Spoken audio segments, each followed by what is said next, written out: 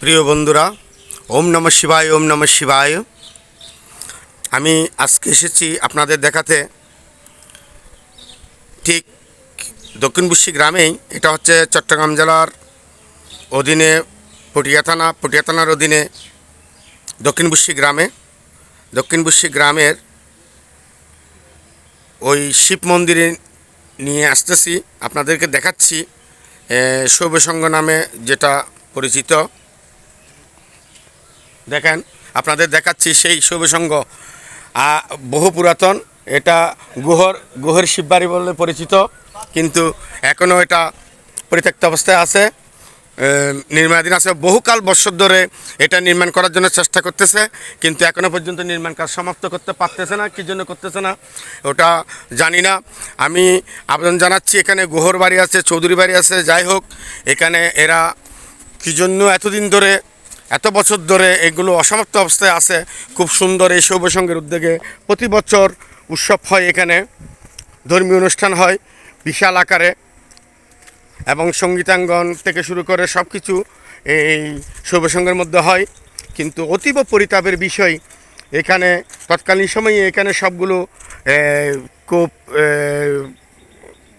দানশীল ব্যক্তিত্ব ছিল এবং জমিদার ছিল, কিন্তু বর্তমানে তারা এখন একদম নিম্নমানের হয়ে গেছে মনে হয়।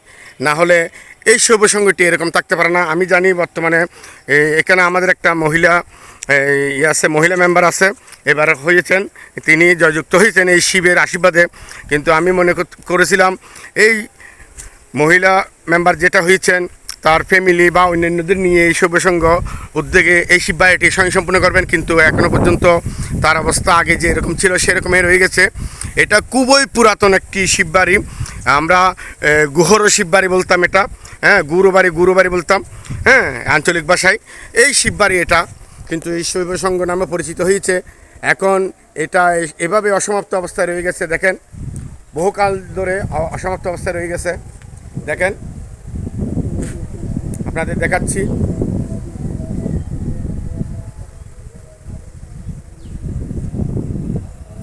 সবার প্রতি অনুরোধ, আপনারা আমার এই পেজটি ফলো করে দেবেন, কষ্ট করে হলেও ফলো করে দেবেন।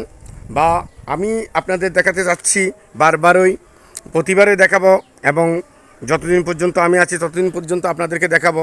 এই হিন্দু ধর্মীয় স্থান যতগুলো আছে চেষ্টা করবো সবগুলো দেখানোর জন্য, কী অবস্থায় আছে, কীরকম আছে, সব কিছু দেখানোর জন্য। দেখেন এখানে শিববাড়িটি ছিল বহু পুরাতন, আগের পুরাতন শিববাড়িটি ভঙ্গন করে এখন নতুন শিববাড়ি তৈরি হতে যাচ্ছে। অনেক বছর ধরে এরকমই রয়ে গেছে আর্থিক অসচ্ছলতার কারণে, কেন জানি না। তারা আবার দেখেন এখানে ভিতরে অনেকগুলো পাকাঘর হয়েছে, খুব সুন্দরভাবে পাকাঘর করে ফেলছেন, তাদের নিজেদের বাড়ি করে ফেলছেন। কিন্তু এই যে যাকে সকাল বিকাল প্রার্থনা করতেছি যে আমাকে গাড়ি দাও, বাড়ি দাও, নারী দাও, সব কিছু দাও, কিন্তু তার ঘর করতেছি না, নিজের বাড়ি করতেছি। তাই এই জন্য বারবার আমাদের সনাতন ধর্ম আস্তে আস্তে কমে যাচ্ছে, এবং সনাতন ধর্ম কষ্টের মধ্যে আছে। কী জন্য আছি? আমরা ধর্মকে বিশ্বাস করি, কিন্তু আমরা ধর্মের প্রতিপালন করি না। দেখেন এই শিবটা, এই পাশেই একটা টিনের ঘর নিয়ে এখানে প্রতিপালিত হচ্ছে। দেখেন শিবলিঙ্গটা অস্থায়ীভাবে এখানে পুজো হচ্ছে, সব কিছু হচ্ছে। শিববাড়িটা দেখেন, অতীব পরিতাপের বিষয়। এটা খুব সুনামধন্য এলাকা ছিল, এই গুহর বাড়ির নামে পরিচিত। এখানে চৌধুরী ফ্যামিলিও আছে, কিন্তু তারা নিজেদের চিন্তা করতেছে, কিন্তু এই শিববাড়িটা বহুকাল যাবৎ এইভাবে রয়ে গেছে অসমাপ্ত অবস্থায়। দেখেন আপনারা সবাইকে ধন্যবাদ। আপনারা আসবেন, যদি কোনো দানশীল ব্যক্তিত্ব, কোনো যদি ধনী ব্যক্তি থাকেন, তাইলে এই মন্দিরগুলোর ঠিকানা নিয়ে এদেরকে আর্থিকভাবে সহযোগিতা করে যাতে মন্দিরগুলো স্বয়ংসম্পূর্ণ হয়, তাদেরকে লজ্জা দিতে হবে। কারণ একসময় তারা সবাইকে শাসন করত, কিন্তু আজকে তারা কি করতেছে, যাদেরকে শাসন করতো তাদের মন্দিরগুলো খুব সুন্দর হয়ে গেছে। আজকে এই জমিদার বলন বা গুহ একটা জমিদার ছিল, তাদের স্থানগুলো দেখেন এখন কি পরিত্যক্ত অবস্থায় রয়ে গেছে, অসমাপ্ত রয়ে গেছে। তারা পারতেছে না, কী জন্য? অহংকার। তাদেরকে অহংকার ত্যাগ করতে হবে, ধর্মকে বিশ্বাস করতে হবে। ওম নমঃ শিবায়, ওম নমঃ শিবায়। সবাই আসবেন, এখানে প্রতি বছর উৎসব হয়। ওম নমঃ শিবায়।